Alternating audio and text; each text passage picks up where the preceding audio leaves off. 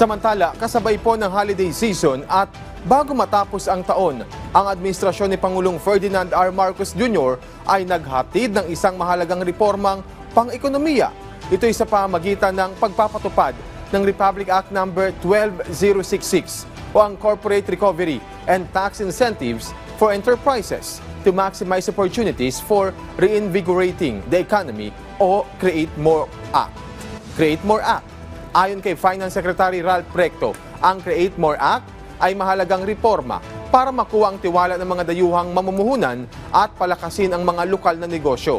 Pinuri naman ng mga investors mula Japan, US at UK ang batas dahil sa solusyon ito sa mga matagal ng issue at daan para gawing isang kaakit-akit na destinasyon ang bansa para sa negosyo.